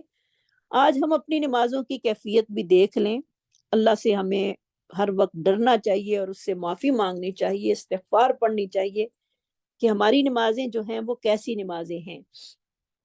جیسے کہ حضرت ابو ذر سے مروی ہے کہ نبی صلی اللہ علیہ وسلم نے فرمایا، جس چیز کو میں دیکھتا ہوں تم نہیں دیکھتے، جو میں سنتا ہوں وہ تم نہیں سنتے، آسمان گرجتا ہے اور گرجنا اس کا حق ہے، آسمان میں 4 انگلیوں کے برابر بھی کوئی ایسی جگہ نہیں جہاں فرشتے حالت سجدہ میں اللہ تعالیٰ کے سامنے اپنی پیشانی کو رکھے نہ ہوں، یعنی ہر چیز اللہ سے ڈر رہی ہے سوائے انسان کے، اور اللہ کی قسم جو چیز میں جانتا ہوں اگر تم جان لو تو تم ہنسنا کم کر دو اور رونا تمہارا زیادہ ہو جائے، اور تم بستروں پر اپنی بیویوں سے لذت حاصل کرنا چھوڑ دو، تم اللہ تعالیٰ کے خوف کی وجہ سے نہایت ہی عاجزی اور انکساری کے ساتھ آواز بلند کرتے ہوئے اللہ تعالیٰ کو پکارو. اور آپ صلی اللہ علیہ وسلم جو تھے وہ اسی طرح اپنی اللہ تعالیٰ کے خوف کی وجہ سے نہایت ہی عاجزی اور انکساری کے ساتھ بلند آواز سے جو تھے اللہ تعالیٰ کو پکارتے اور دعا کرتے ہوئے مختلف راستوں میں تم نکل آؤ. جیسے کہ حضرت ابو ذر فرماتے ہیں جب میں نے آپ صلی اللہ علیہ وسلم کا یہ فرمان سنا کہ اللہ کے نبی یہ کہہ رہے ہیں کہ میں جو جانتا ہوں تم نہیں جانتے، اگر تم جان لو تو تم رو زیادہ اور ہنسو تھوڑا، اور تم اپنی بیویوں سے لذتیں حاصل کرنا چھوڑ دو. تو اس وقت میں نے یہ خواہش کی، میں پسند کرتا ہوں کہ میں بھی ایک درخت ہوتا جسے کاٹ دیا جاتا، یعنی میرا حساب کتاب ہی نہ ہوتا، میں انسان ہی نہ ہوتا بلکہ ایک درخت کی مانند ہوتا. اللہ اکبر. تو یہ صحابہ کرام تھے جن کو دنیا میں ہی اللہ تعالیٰ کی رضا کا سرٹیفکیٹ جو تھا وہ مل گیا تھا. ان کے اندر اتنا خوف تھا اپنے اعمال کی جواب دہی کا کہ ہم نے جا کر کیا اللہ کو جواب دینا ہے، اور کیا خواہش کرتے تھے کہ ہم انسان نہ ہوتے بلکہ ایک درخت ہوتے جن کو دنیا میں ہی کاٹ دیا جاتا. تو انسان کو برائی کر کے جو ہے وہ چپ نہیں رہنا، اور انسان کو برائی کر کے بھولنا نہیں، بلکہ ہر وقت اللہ کی یاد اور اس کا خوف جو ہے وہ ہمارے دلوں میں ہونا چاہیے تاکہ ہم غلطیوں سے بچ سکیں. اور غلطی سے اور برائیوں سے بچنے کا ایک ہی حربہ یہاں پر بتایا گیا ہے، اور ایک ہی اصول جو ہے وہ ہمیں زندگی میں اپنانا ہے. وہ کیا ہے؟ اللہ کا خوف. ہمیں ہر وقت اپنے رب سے خوف ہونا چاہیے کہ ہمارا رب ہر طرف سے ہمیں دیکھ رہا ہے. ہم کچھ بھی عمل کر رہے ہوں ہمارا رب ہمیں دیکھ رہا ہے. انسانوں کو نہیں دیکھ سکتے، اور نہ ہی کوئی کسی کا مکمل جو ہے وہ کسی کی سیکورٹی میں ہوتا ہے، بلکہ اللہ ہی جو ہے اور اس کے فرشتے جو ہیں جو ہمارے ساتھ کرامن کاتبین لگے ہوئے ہیں وہی ہمیں چیک کر رہے ہیں، ہمیں دیکھ رہے ہیں کہ ہم کس حال میں بیٹھے ہیں اور کس حال میں ہم رہتے ہیں، اور ہمارے دن رات کے عمل جو ہیں وہ کیا ہیں. تو اس لیے یہ چیز اگر ہمارے ذہنوں میں، دلوں میں، دماغوں میں رچ بس جائے تو معاشرہ جو ہے وہ بہت ہی اچھا ہو سکتا ہے. تو اللہ تعالیٰ کا خوف جو ہے وہ ہمیں اس کی بھی دعائیں پڑھنی چاہیے. اللہم آتی نفوسنا تقواہا وزکیہا وانت خیر من زکاہا انت ولیجھا ومولاہا. یہ دعائیں ہمیں پڑھتے رہنا چاہیے کثرت سے. اللہ ہمارے اندر اپنا خوف اور ڈر پیدا کر دے تاکہ ہم برائیوں سے بچ سکیں. ولا يحزنک الذین یسارعون، پس نہ غم میں ڈالیں آپ کو وہ لوگ، حازانون اس کا روٹ ہوگا یسارعون سین راعین، جو جلدی کرتے ہیں کفر میں. وہ لوگ جو ہیں وہ آپ کو غم میں نہ ڈالیں، کیونکہ پہلے ہم پڑھ رہے تھے کہ منافقین کی جو بے وفائی تھی اور نبی صلی اللہ علیہ وسلم کو جو تھی وہ تسلی دی گئی کہ آپ صلی اللہ علیہ وسلم جو ہیں وہ کافروں کی حرکات جو وہ کرتے تھے آپ صلی اللہ علیہ وسلم کے ساتھ، آپ اس کے ساتھ پریشان اور غم زدہ نہ ہوں، کیونکہ وہ آپ کو کوئی بھی نقصان نہیں پہنچا سکتے.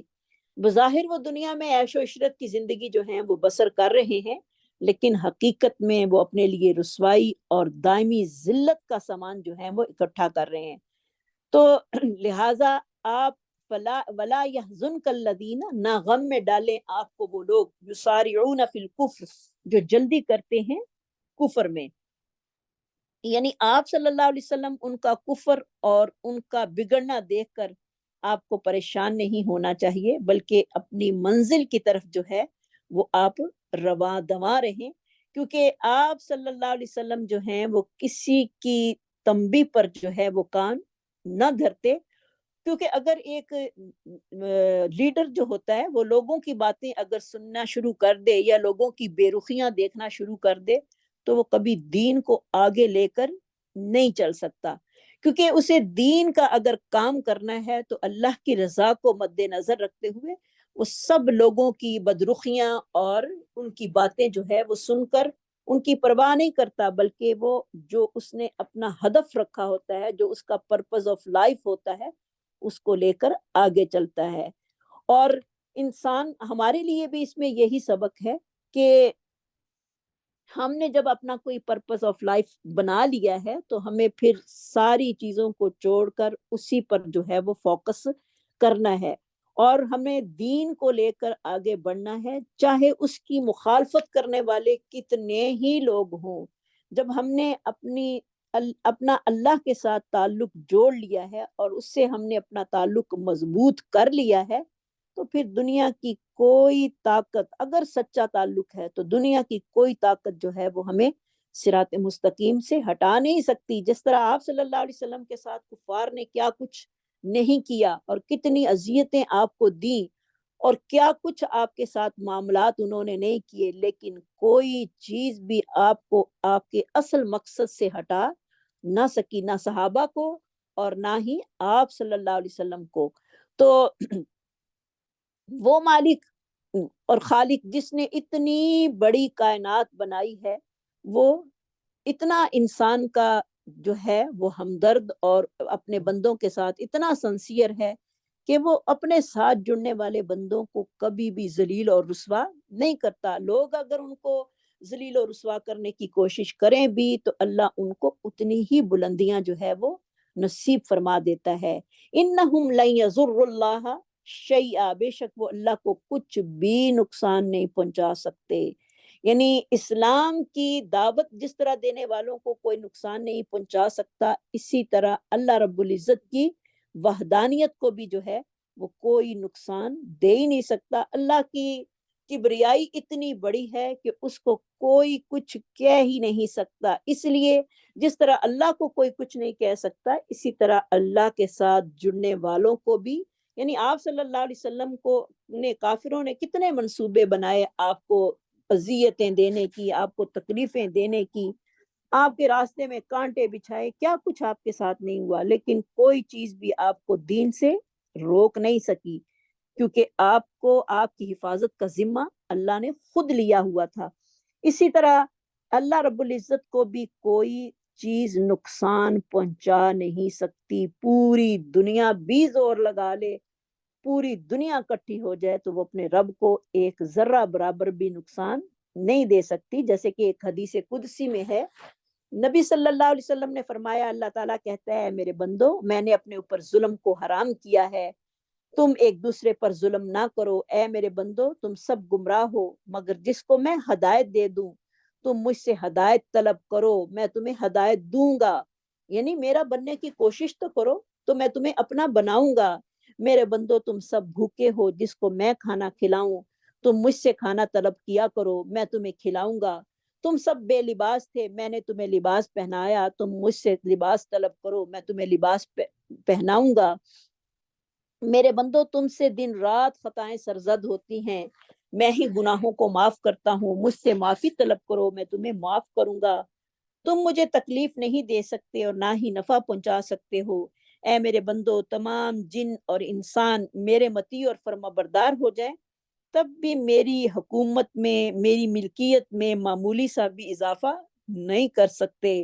اور نہ ہی نافرمانی کی صورت میں میری حکومت اور بادشاہی میں کوئی کمی کر سکتے ہیں۔ اگر تمام انسان اور جن جمع ہو کر مجھ سے کسی چیز کا سوال کریں تو میں ہر ایک کے سوال کو پورا کروں گا،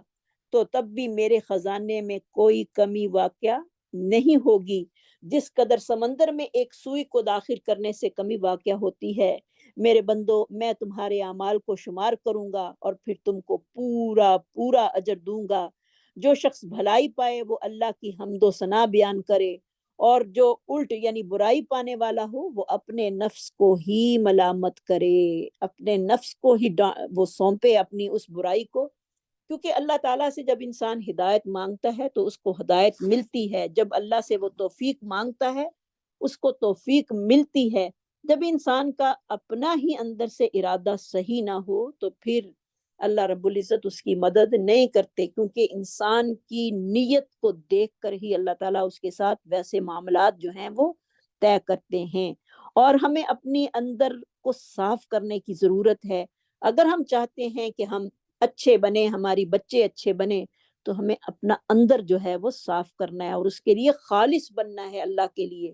تو انشاءاللہ اللہ رب العزت جو ہیں وہ راہیں آسان کر دیں گے۔ اور اگر ہمارے اندر ہی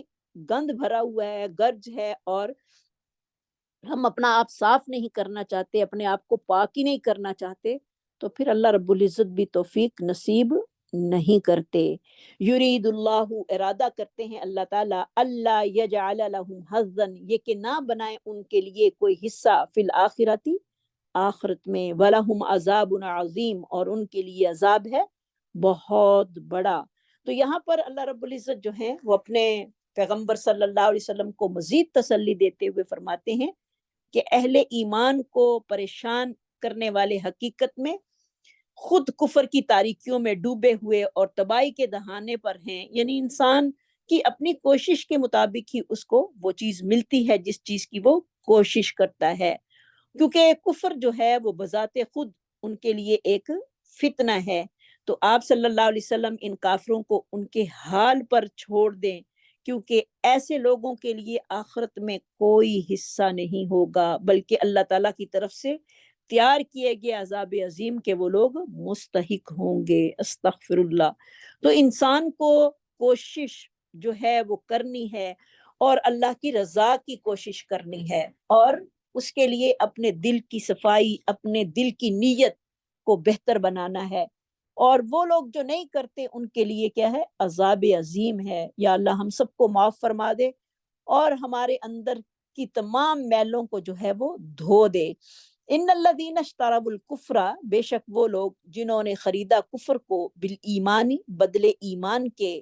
لن یضر اللہ شیئا، ہرگز نہیں وہ تکلیف دے سکتے اللہ تعالیٰ کو کچھ بھی، وَلَهُمْ عَذَابٌ علیم، اور ان کے لیے عذاب ہے درد دینے والا. جنہوں نے کفر کو خرید لیا ایمان کے بدلے. بسا اوقات انسان کیا کرتا ہے کہ اہل کفر کی وقتی کامیابی اور دنیاوی مال و متاع پر خوشی کا اظہار کر کے اہل ایمان پر اثر انداز ہونے کی کوشش کرتے ہیں، اور یعنی ہم بھی مسلمانوں پر جو ہیں وہ اثر انداز ہو جائیں، یعنی دنیا کی چیزیں دیکھ کر ہم بھی جو ہے ان کی طرف لپکنے کی کوشش کرتے ہیں. تو ان لوگوں کی یہاں پر اللہ رب العزت جو ہیں وہ تردید کر رہے ہیں کہ جنہوں نے کفر کو ایمان کے بدلے خریدا، یعنی گمراہی کو ایمان کے بدلے میں لے لیا. تو اللہ کو تو انسان کوئی نقصان دے ہی نہیں سکتا. اللہ کے خزانوں میں کسی کی جو ہے وہ فرما برداری سے کوئی کمی نہیں ہو سکتی، اور نہ ہی کسی کی نافرمانی سے کوئی کمی ہو سکتی ہے، بلکہ فائدہ اور نقصان انسان کے اپنے نفس کو ہے. کسی کا قول تھا کہ بہت ہی پیارا تھا کہ انسان اتنے گناہ کرے جتنی کہ وہ سزا بھگتنے کی طاقت رکھتا ہے. تو انسان کو اپنا جسم جو ہے وہ اپنا آپ چیک کرنا چاہیے کہ وہ دنیا کی تھوڑی سی تکلیف برداشت نہیں کرتا. اس کے بچوں کو تکلیف ہے تو وہ برداشت نہیں کر پاتا، اس کو تکلیف ہے، اس کے گھر والوں کو تکلیف ہے، برداشت نہیں کر پاتا. لیکن گناہ پہ گناہ کیے جا رہا ہے، اور ساروں کے گناہوں کو بھی دیکھ رہا ہے، کیونکہ اگر ایک ماں کی حیثیت سے ہے تو ماں بھی سے بھی پوچھ ہوگی، اگر ایک باپ کی حیثیت سے ہے تو باپ کی بھی پوچھ ہے. تو انسان جب پہلے اپنا آپ سنوارے گا، پھر اپنی اولاد کو بھی سنوارنے کی کوشش میں لگا رہے گا. اگر وہ یوں ہی دیکھتا رہے گا اور ہر چیز کو جو ہے وہ ترجیح دے گا دنیا کی،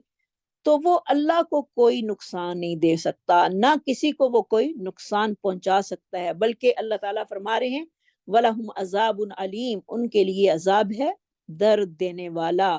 یعنی اللہ کے خزانوں میں ہماری اطاعت سے کوئی کمی واقع نہیں ہو سکتی، کوئی زیادتی نہیں ہو سکتی، نہ ہماری نافرمانی سے کوئی کمی ہو سکتی ہے اور نہ ہی زیادتی ہو سکتی ہے. بلکہ ہم اللہ کی نافرمانی کر کے اپنے لیے عذاب کو دعوت دے رہے ہوتے ہیں، اور جبکہ ہمیں اس بات کا بالکل بھی اندازہ نہیں ہوتا کہ ہم کس گمراہی کی طرف جا رہے ہیں. کیونکہ شیطان نے دنیا کی لالچ اور دنیا کی محبتوں میں اس قدر ہماری مت ماری ہوئی ہے کہ ہمیں پتہ ہی نہیں کہ ہم کس راستے کی طرف جو ہیں وہ بڑھتے جا رہے ہیں. اور موت جو ہے وہ ہر وقت انسان کے سر پہ جو ہے وہ سوار ہے،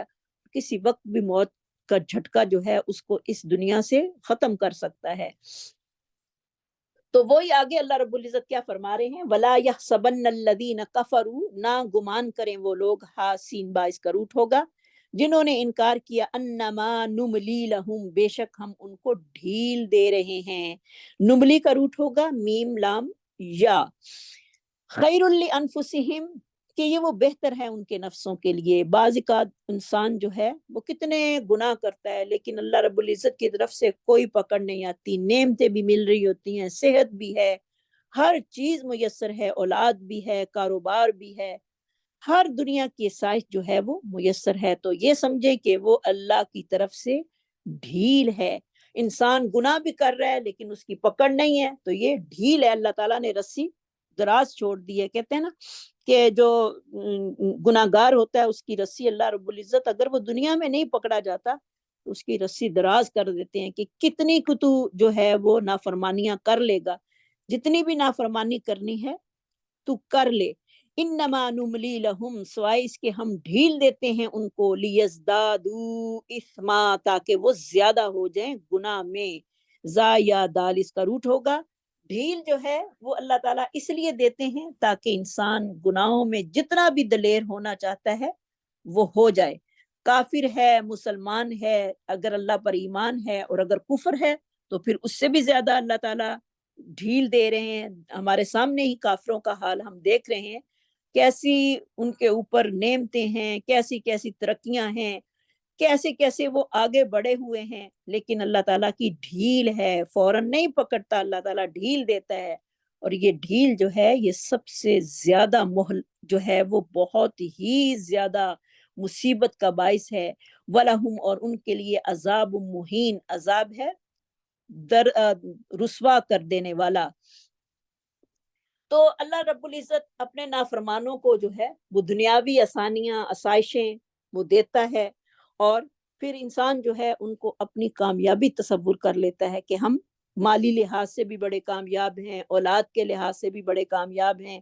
کہ اللہ نے ہمیں اولاد بھی جو ہے وہ بڑی لائق دی ہے، اور دنیا کی نعمتیں بھی ہمارے پاس بہت ہیں، اور یہی ہماری اصل کامیابی ہے۔ حالانکہ یہ سوچ اور فکر اصل بگاڑ کا سبب ہے، کیونکہ اصل بگاڑ یہیں سے انسان کو شروع ہوتا ہے کہ جب وہ نافرمانی کے باوجود ہر چیز اس کو میسر ہو رہی ہے اور پھر وہ اس کو کوئی تکلیف نہیں پہنچ رہی، تو سمجھے کہ اس کی شامت اعمال جو ہے وہ آنے والی ہے۔ جیسے کہ عبداللہ بن مسعود رضی اللہ تعالیٰ عنہ فرماتے ہیں،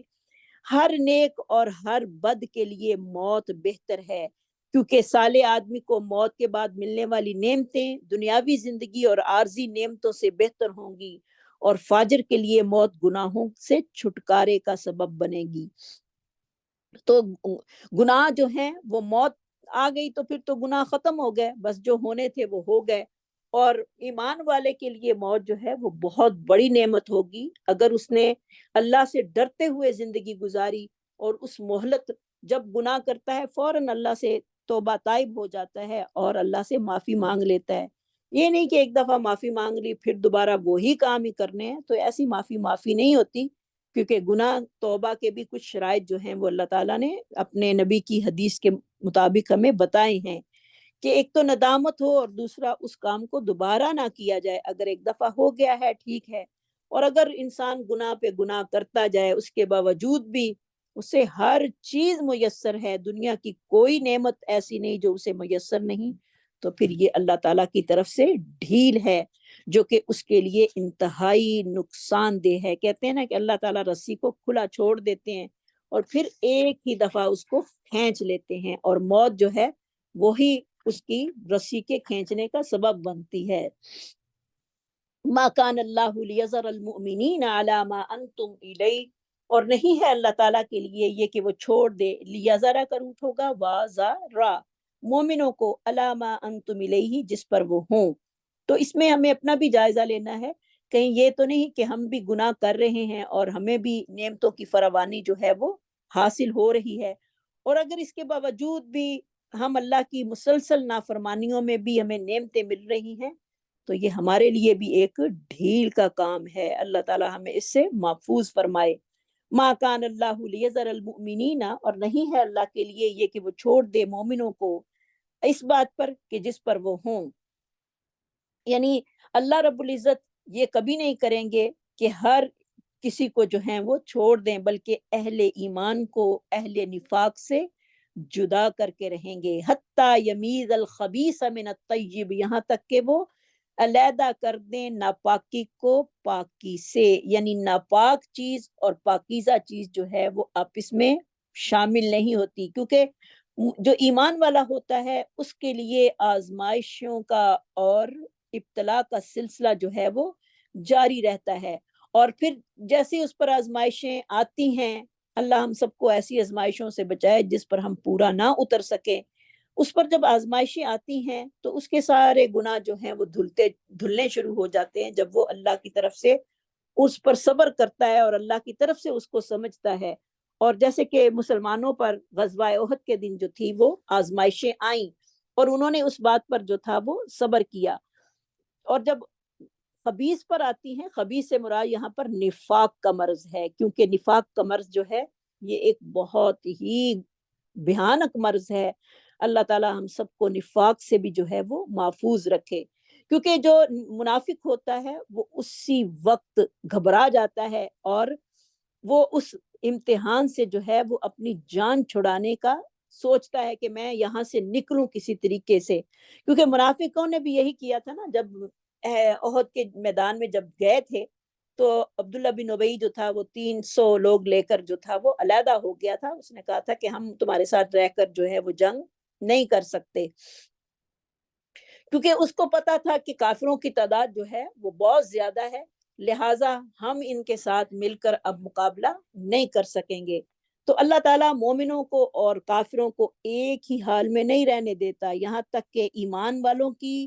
اور جو منافق ہیں ان کی تمیز نہ کر دے۔ ما کان اللہ، اور نہیں ہے اللہ کے لیے، لیذر المؤمنین، یہ کہ وہ چھوڑ دے ایمان والوں کو، علی ما انتم، جس پر بھی وہ ہوں، علیہ حتی یمیز الخبیثہ، یہاں تک کہ وہ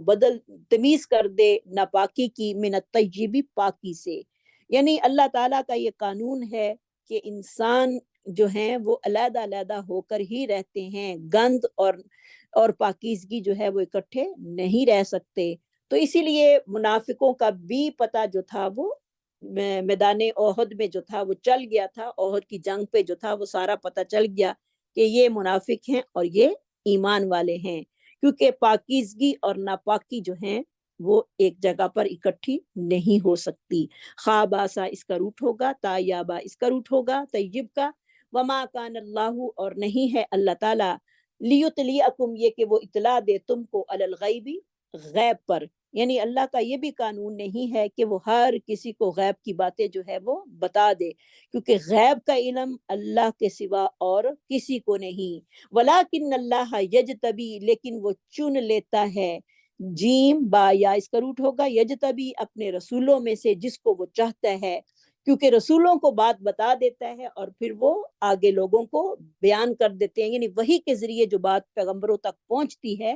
وہ پھر لوگوں تک پہنچا دی جاتی ہے، ورنہ اللہ رب العزت جو ہیں وہ غیب کی اطلاع کسی کو دینے والے نہیں۔ تا لام واو عین، تا لام عین اس کا روٹ ہوگا، لیطلیعکم، یہ کہ وہ اطلاع دے تم کو غیب پر، ولیکن اللہ، لیکن اللہ تعالیٰ، یجتبی، وہ چن لیتا ہے، من رسلہ، اپنے رسولوں میں سے، من یشاء، جس کو وہ چاہتا ہے۔ یہ نہیں کہ رسولوں کو ہر بات بتا دیتا ہے غیب کی، نہیں، اصل غیب کا علم تو اللہ کے پاس ہے۔ اللہ کسی کو بھی، نبی صلی اللہ علیہ وسلم کو بھی غیب کا پتہ نہیں تھا کہ کل میرے ساتھ جو ہے وہ کیا ہونے والا ہے، اور جتنا اللہ رب العزت وحی کے ذریعے بتا دیں اتنا ہی پیغمبروں کو پتہ چلتا ہے، اس کے علاوہ پتہ نہیں۔ اگر نبیوں کو وحی، اگر اللہ کے رسول نعوذ باللہ غیب کو جانتے ہوتے تو حضرت عائشہ کے ساتھ جو معاملہ ہوا تھا اس پر کبھی بھی اتنا پریشان نہ ہوتے۔ تو اللہ رب العزت نے جو معاملے مخفی رکھنے ہیں وہ اپنے پیغمبروں سے بھی مخفی رکھے ہیں، کیونکہ اندہ علم الغیب، اللہ کے پاس ہی جو ہے وہ غیب کا علم ہے، غیب کی جو 5 کنجیاں ہیں اس کا علم اللہ رب العزت نے کسی کو بھی نہیں دیا، اور ہر غیب جو ہے کل کیا ہونے والا ہے اس کا پتہ سوائے اللہ کے کسی کو بھی نہیں ہے۔ فآمنوا باللہ ورسولہ، پس ایمان لاؤ اللہ کے ساتھ اور اس کے رسولوں کے ساتھ۔ وَإِن تُؤْمِنُوا، اگر تم ایمان لاؤ، وَتَتَّقُوا، اور تم پرہیزگاری کرو، فَلَكُمْ أَجْرٌ عظیم، تو تمہارے لیے اجر ہے بہت بڑا۔ یعنی اگر اللہ تعالیٰ غیب کا علم انسان کو دے دیتا تو انسان زمین کی آبادی اور تعمیر میں کسی قسم کی دلچسپی نہ لیتا، بلکہ کائنات کے انجام پر ہمیشہ ہی پریشان رہتا۔ تو اللہ رب العزت اپنے رسولوں کو بذریعہ وحی بعض غیب کی باتیں جو ہیں وہ بتلا دیتے ہیں اور وہ اہل ایمان تک پہنچا دیتے ہیں، جیسے کہ سورت اس میں بھی آتا ہے، سورت جن کی آیت نمبر 26 اور 27 میں آتا ہے، عالم الغیبی ولا یظہر علی غیبہ احدا، جاننے والا ہے اللہ ہی غیب کا اور وہ اپنے غیب پر کسی کو بھی اطلاع نہیں دیتا، الا من ارتضی من رسول، مگر جس کو وہ پسند کر لے رسولوں میں سے، فإنہ یسلک من بین یدیہ ومن خلفہ رصدا، اور اس کے آگے اور پیچھے پہرے دار جو ہے وہ مقرر کر دیتا ہے تاکہ جنات جو ہیں وہ بات کو اچک کر نہ لے جائیں۔ تو یہ ساری باتیں جو تھیں غیب کے بارے میں تھیں کہ اللہ کے علاوہ غیب کو کوئی بھی نہیں جان سکتا، اللہ کی ذات ہی جو ہے وہ غیب کو جانتی ہے۔ اور پھر اللہ تعالیٰ آگے کیا فرما رہے ہیں کہ ایمان لاؤ، جو اللہ نے فرما دیا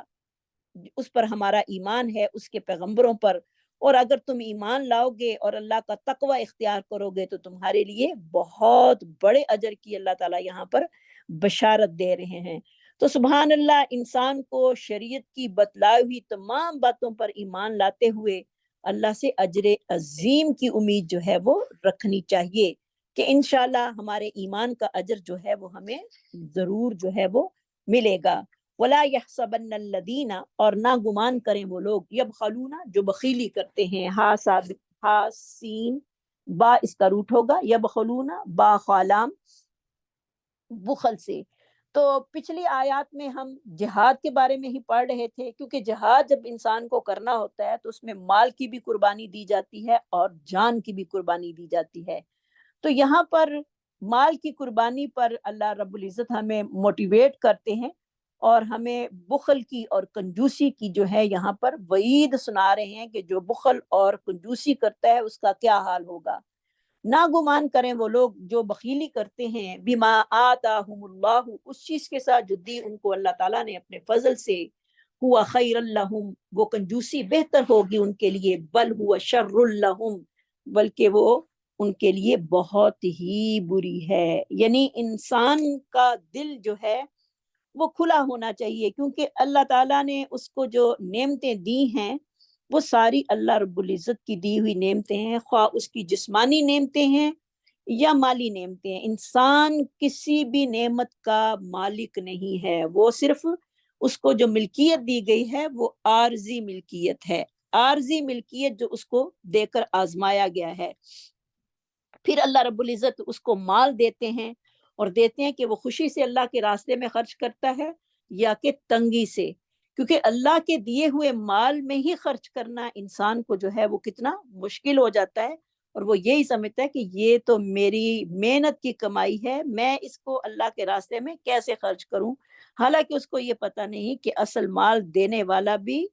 اللہ ہے۔ تو اللہ رب العزت بتا رہے ہیں کہ جو مال کو خرچ نہیں کرتے ان کے لیے اچھا نہیں بلکہ انتہائی ہی برا فعل ہے۔ جیسے کہ آج کل ہم دیکھتے ہیں کہ لوگ شادیوں میں، رسم و رواجوں میں کتنا پیسہ خرچ کرتے ہیں، اور اگر ایمان کے لیے ان کو جہاد کے لیے کہا جائے، کسی کی چیریٹی کے لیے کہا جائے تو بڑی سوچ سمجھ کے جو ہے وہ پیسہ نکالتے ہیں کہ ایسا نہ ہو کہ ہم کہیں غریب اور فقیر نہ ہو جائیں، کیونکہ شیطان جو ہے وہ انسان کو اسی کا وعدہ دیتا ہے کہ تم فقیر ہو جاؤ گے۔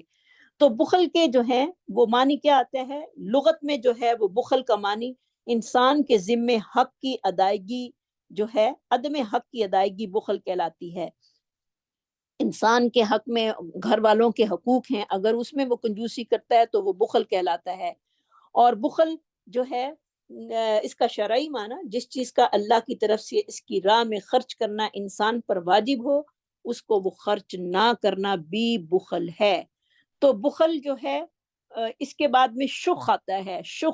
شخ جو ہے وہ بخل سے بھی زیادہ بڑا ہے۔ یعنی شخ وہ ہوتا ہے جو انسان اپنے ذمے حقوق کو پورا نہ کرے اور مزید مال بڑھانے کی حرص اور لالچ میں جو ہے وہ مبتلا رہے۔ جیسے کہ نبی صلی اللہ علیہ وسلم نے فرمایا تم ظلم سے بچو کیونکہ ظلم قیامت کی تاریکیوں میں سے ایک تاریکی ہے، تم حرص اور بخل سے بچو کیونکہ اسی نے تم سے پہلی قوموں کو ہلاک کر دیا، وہ ایک دوسرے کے خون کے بہانے اور حرمت والے رشتوں کو حلال کرنے پر انہوں نے اس چیز کو آمادہ کیا۔ تو نبی صلی اللہ علیہ وسلم کی بڑی ہی پیاری حدیث اس میں آتی ہے کہ لا یجتمع شح و ایمان فی قلب رجل مسلم، حرص و لالچ ایمان کسی مسلمان کے دل میں جمع نہیں ہو سکتے۔ جس کے دل میں ایمان ہوتا ہے اس کے دل میں لالچ نہیں ہوتی، اور جس کے دل میں لالچ ہوتی ہے اس کے دل میں ایمان نہیں ہوتا۔ ہم سب کو بھی اپنے سینے اپنے دل چیک کرنے کی ضرورت ہے، کہیں لالچ اور طمع ہمارے اندر تو نہیں ہے کہ ہم اللہ کے راستے میں خرچ کرنے میں بخل سے کام لیتے ہیں، کیونکہ جو انسان ایمان والا ہوتا ہے اس کو تو اپنے رب سے خرچ کرنے کا دگنا تگنا جو ہے وہ اجر کی امید ہوتی ہے، اس لیے اسے دنیا کی دولت مال اکٹھا کرنے سے کوئی غرض نہیں ہوتی۔ جبکہ جو ایک حرص والا آدمی ہے جس کے دل میں ایمان نہیں ہوتا، اس کا یہی دل ہوتا ہے کہ میں پیسے کو جوڑ جوڑ کر رکھوں، اور انسان جو ہے وہ چوکیداری کرتا کرتا آخر جو ہے وہ دنیا سے چلا جاتا ہے۔ تو لہٰذا ہمیں اس میں بہت بڑا یہ سبق مل رہا ہے کہ ہمیں لالچ اور بخل جو ہے وہ نہیں کرنا، کیونکہ اس کا انجام جو ہے وہ بہت ہی برا ہے۔ کیونکہ جو مال بھی ہمارے پاس ہے وہ سب اللہ کی دی ہوئی نعمتیں ہیں، ہماری مالی نعمت ہماری جسمانی نعمتیں بھی اللہ کی دی ہوئی ہیں، کیا ہم ان کو اللہ کے حکم کے مطابق استعمال کرتے ہیں کہ یہ سارا دن دنیا کے کاموں میں ہی ان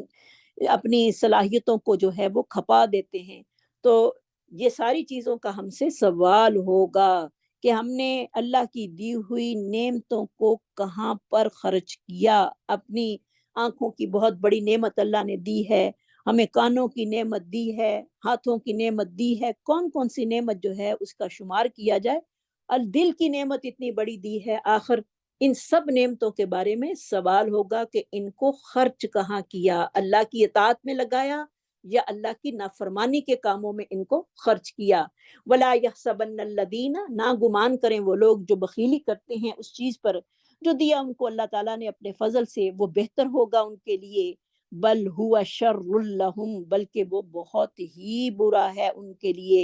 سَيُطَوَّقُونَ مَا بَخِلُوا بِهِ یوم القیامہ، جلد ہی طوق پہنایا جائے گا ان کو اس چیز کا جو انہوں نے بخیلی کی قیامت والے دن۔ تا واو قاف طوق ہوگا، اس کا روٹ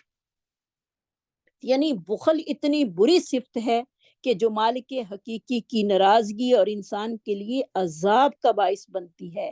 اور ایسے آدمی کو قیامت والے دن بخل کی وجہ سے جو ہے وہ طوق پہنانے کی وعید یہاں پر سنائی گئی ہے۔ جیسے کہ حضرت ابو ہریرہ فرماتے ہیں کہ نبی صلی اللہ علیہ وسلم نے فرمایا، جس شخص کو اللہ تعالیٰ نے مال دیا اور اس نے اس کی زکوٰۃ ادا نہ کی، اس کے مال کو ایک گنجے سانپ کی شکل دے دی جائے گی اور اس کی آنکھوں پر سیاہ 2 نقطے ہوں گے، پھر قیامت کے دن اسی کا طوق اسے پہنایا جائے گا جو انسان کے منہ کے دونوں کناروں کو پکڑ کے کہے گا انا مالوکا و انا کنزوکا، میں تیرا مال ہوں، میں تیرا خزانہ ہوں۔ یعنی یہ ہے ہمارا مال جو کہ قیامت والے دن ہمیں ہی ڈسے گا سانپ بن کر۔ استغفر اللہ، اللہ ہمیں بخل سے جو ہے وہ محفوظ فرمائے۔ بخل اتنی بری چیز ہے، تو بخیل آدمی جو ہوتا ہے وہ انسانوں سے بھی دور ہوتا ہے، اللہ سے بھی دور ہوتا ہے، اور جنت سے بھی دور ہے۔ اور جبکہ ایک انسان جو سخی ہے، جو اللہ کی راہ میں خرچ کرنے والا ہے، وہ انسانوں کے بھی قریب ہے اور جنت کے بھی قریب ہے اور اللہ کے بھی قریب ہے۔ تو بخل سے بچنا ہے، ہمیشہ اپنی زکاتوں کو اپنے ٹائم پر جو ہے وہ ادا کرنا ہے، اپنے مال میں سے صدقہ اور خیرات جو ہے وہ نکالتے رہنا ہے، اور روز جو ہے وہ نکال کر ہمیں فرشتوں کی دعائیں لینی ہے، کیونکہ روز 2 فرشتے اترتے ہیں جو خرچ کرنے والے کے لیے دعا مانگتے ہیں۔ ایک دعا کرتا ہے کہ اللہ اس کے مال میں اضافہ فرما، اور ایک فرشتہ وہ ہوتا ہے جو بخل کرنے والے کے لیے بد دعا کرتا ہے کہ اللہ جو اس کے پاس مال ہے وہ بھی چھین لے اس سے۔ تو ہمیں سوچنا ہے کہ ہم نے فرشتوں کی دعائیں لینی ہے یا فرشتوں کی بد دعائیں لینی ہے، کیونکہ فرشتوں کی دعا اور بد دعا جو ہے وہ رد نہیں ہوتی۔ جو شخص چاہتا ہے کہ اس کا مال زیادہ ہو، اس کے مال میں اضافہ ہو، اسے چاہیے کہ وہ اپنے مال میں سے زیادہ اللہ کے راستے میں خرچ کرے، رشتہ داروں کو ان کا حق دے، اور ہر چیز کا حق جو ہے ان کو دے۔ وَلِلَّهِ مِيرَاثُ السَّمَاوَاتِ وَالْأَرْضِ، اللہ ہی کے لیے ہے میراث آسمانوں کی اور زمین کی۔ وَاللَّهُ بِمَا تَعْمَلُونَ خبیر، اور اللہ تعالیٰ جو ہے ان اعمال کو جو تم کرتے ہو خبر رکھنے والا ہے۔ یعنی اللہ تعالیٰ نے انسان کو بتا دیا کہ میں نے تو تمہیں ایک عارضی طور پر خلیفہ دنیا میں بنا کر بھیجا ہے، اصل مال تو میرا ہے، اصل حکومت تو میری ہے۔ میراث کا روٹ ہوگا وارثا، تو میراث جو ہے وہ میری ہے، آسمانوں کی ہو اور زمین کی ہو، جتنی بھی وراثت ہے وہ ساری کی ساری میری ہے۔ انسان جو ہے وہ کسی چیز کا بھی مالک نہیں ہے، یہ ایک عارضی ملکیت جو ہے وہ ہمیں ملی ہوئی ہے، جس کی بنا پر ہم اتنے جو ہیں وہ روڈ ہو جاتے ہیں کہ ہم کسی انسان کو انسان ہی نہیں سمجھتے۔ کوئی بھی اللہ تعالیٰ نے ہمیں صلاحیت دی ہے تو اس پر ہم روڈ ہو جاتے ہیں، نعوذ باللہ من ذالک۔ لیکن نہیں، یہ پتہ ہونا چاہیے کہ یہ ساری نعمتیں، یہ سارے ٹیلنٹ اللہ رب العزت کے ہی عطا کیے ہوئے ہیں، اگر وہ چاہے تو ایک منٹ میں چھین بھی سکتا ہے۔ تو لہٰذا ہمیں اپنے مال کو اللہ کے کلمے کو بلند کرنے کے لیے خرچ کرنے میں دل میں جو ہے وہ گھٹن نہیں ہونی چاہیے، اور نہ ہی کسی سے اپنا ہاتھ روک لینا جو ہے وہ ہمارے لیے درست ہے، بلکہ اللہ کے راستے میں ہر چیز جو ہمیں اللہ نے نعمتیں دی ہیں ان کو اللہ کے راستے میں ہی لگانا ہمارے لیے بہتر ہے۔ بخیل کے لیے بخل کی کوئی صورت کبھی بھی بہتر نہیں ہو سکتی۔ اصل میں بخیل جو ہوتا ہے وہ اپنی ہلاکت، فتنہ اور فساد کا خود ہی پیش خیمہ بنتا ہے۔ لہٰذا اس عادت کو ہمیں ختم کرنا ہے، اور انشاءاللہ ہم یہ پڑھ کر اس کو ختم کرنے کی کوشش کریں گے اگر ہمارے اندر یہ عادت جو ہے وہ پائی جاتی ہے، کیونکہ اس کا انجام بہت برا ہے۔ قیامت کے دن بخیل کا مال سانپ کی شکل اختیار کر کے اس کے گلے کا توق بن جائے گا۔ استغفر اللہ۔ تو کیا ہے انسان کی زندگی، اس کو کچھ پتہ نہیں کہ اگلے لمحے میں اس کے ساتھ کیا ہو جانا ہے۔ لہٰذا اپنے معاملات جو ہیں وہ یہیں پر جھکا جائے، یہ نہ ہو کسی کا حق مار کر چلا جائے، اور اپنا مال وہ تو اس کے کوئی کام نہیں آئے گا، جو کھا لیا، جو اللہ کے راستے میں دے لیا، جو پہن لیا، وہی اس کا اپنا ہے، باقی سارا غیروں کا مال ہے۔ تو لہٰذا اپنے لیے اپنے مال کو خرچ کیجئے، اپنے لیے آخرت میں گھر بنائیے اللہ کے راستے میں دے کر، تاکہ ہمارے اپنا مال جو ہے وہ ہمارے اپنے کام آ سکے۔ وَلِلَّهِ مِيرَاثُ السَّمَاوَاتِ وَالْأَرْضِ، اللہ ہی کے لیے ہے وراثت آسمان کی اور زمین کی۔ وَاللَّهُ بِمَا تَعْمَلُونَ خبیر، اور اللہ تعالیٰ جو کچھ بھی تم کرتے ہو اس سے پوری طرح باخبر ہے۔ جون جون سی نعمتوں کے ساتھ جو جو بھی حال کر رہے ہو وہ اللہ اس سے باخبر ہے۔ تو اس میں ہمیں نعمتوں کے بارے میں سوچنا ہے کہ اللہ نے ہمیں کتنی نعمتیں دی ہیں اور ہم ان کو کیسے خرچ کر رہے ہیں، اللہ کی فرما برداری میں یا اللہ کی نافرمانی میں اپنی ساری صلاحیتیں جو ہیں وہ لگا رہے ہیں۔ اللہ تعالی ہماری صلاحیتوں کو اپنے لیے جو ہے وہ خالص کر لے، اور ہم اپنی صلاحیتوں کو اپنے رب کے لیے ہی خرچ کریں، تاکہ ہمارا یہ صلاحیتیں جو ہیں ہمارے لیے باعث رحمت بن جائیں، قیامت والے دن باعث عذاب نہ بنے۔ اور یہ قرآن جیسی نعمت جو اللہ تعالیٰ نے ہمیں دی ہے، اس کو بھی ہم سمجھیں، پڑھیں، یاد کریں، اور اس کو ہم آگے پھیلائیں۔ اور ہر ایک کے لیے ایک لمحہ فکریہ ہے کہ ہم نے جتنا قرآن پڑھا ہے، ہم نے کتنی اس کے لیے کوشش کی، کتنا اس کو آگے پھیلایا، کتنا اس کو یاد کیا، کیونکہ اس کے بارے میں بھی ہمارے سے سوال ہو جانا ہے۔ یا تو قرآن ہمارے حق میں حجت بنے گا، یا پھر ہمارے خلاف جو ہے وہ گواہی دے گا، اور جب ہمارے خلاف یہ اٹھ کر کھڑا ہو کر اس نے کوئی بات کر دی تو ہماری نجات نہیں ہو سکے گی۔ لہٰذا میں آپ سب کو کہہ رہی ہوں کہ آپ اپنے قرآن کے خود ذمہ دار ہیں، اور آپ نے خود اپنے اللہ کو جواب دینا ہے، کیونکہ یہ اللہ کا کلام ہے۔ میں کوئی ہوتی نہیں ہوں کہ آپ لوگوں سے اس کے بارے میں پوچھوں کہ آپ لوگوں نے یاد کیا نہیں کیا۔ یہ آپ کی اپنی ذمہ داری ہے، لوگوں تک پہنچانا آپ کی ذمہ داری ہے، یاد کرنا آپ کی ذمہ داری ہے۔ جو میری ذمہ داری ہے وہ مجھ پر ہے، اس کا جواب میں نے خود دینا ہے۔ جو آپ کی ہے اس کا جواب آپ نے دینا ہے۔ اللہ تعالیٰ سے دعا ہے کہ اللہ تعالیٰ ہم سب کو نیکی کرنے کی، اچھے اعمال کرنے کی، اس قرآن کے ساتھ محبت کرنے کی، اس کو پڑھنے کی، اس کو سینے سے لگانے کی اللہ ہمیں توفیق دے، اور اللہ ہماری محبتیں اس کے ساتھ خاص کر دے۔ یہی ہمارا حقیقی دوست ہے، جس نے ہمیں ہر جگہ پر ہمارا ساتھ دینا ہے۔ دنیا کے سارے دوست ساتھ چھوڑ جائیں گے، لیکن قرآن ہی ایک ایسا دوست ہے جو نہ قبر میں ساتھ چھوڑے گا، نہ حشر میں چھوڑے گا، انسان کو اکیلا نہیں رہنے دے گا۔ تو کیوں نہ اس دوست کو اپنا پکا دوست بنائیں، تاکہ ہمارے ہر جگہ پر یہ کام آئے، اور کسی نے بھی نہیں کام آنا، نہ اولاد نے، نہ کسی اور چیز نے، نہ کوئی ہمارے دنیا کے کاموں نے، کسی نے بھی ہمارے کام نہیں آنا۔ کام آنے والی چیز یہی ہے جس کے بارے میں ہم بہت غفلت میں پڑے ہوئے ہیں۔ اللہ تعالی ہم سب کی غفلتوں کو دور کرے۔ وآخر دعوانا ان الحمد للہ رب العالمین۔ سبحانک اللہم و بحمدک، نشہد ان لا الہ الا انت، نستغفرک و نتوب الیک۔ ربنا لا تؤاخذنا ان نسینا او اخطأنا، ربنا ولا تحمل علينا إسرا كما حملته على الذين من قبلنا، ربنا ولا تحملنا ما لا طاقة لنا به، واعف عنا واغفر لنا وارحمنا، أنت مولانا فانصرنا على القوم الكافرين، آمین برحمتک یا ارحم الراحمین۔ اللہ جتنے بھی بیمار ہیں اللہ سب کو شفائے کاملہ نصیب فرمائے، اور جو جب کی خواہشات ہیں اللہ تعالیٰ سب کی نیک اور جائز حاجات کو اپنی رحمت سے پورا فرمائے۔ اور جو بہنیں قرآن کو سنتی ہیں، یاد کرتی ہیں اور پھر اس کو سناتی ہیں، اللہ تعالیٰ ان کی زندگیوں میں برکتیں نصیب فرمائے، اور اللہ تعالیٰ ان کے علم میں برکتیں نصیب فرمائے۔ آمین۔ السلام علیکم ورحمۃ اللہ وبرکاتہ۔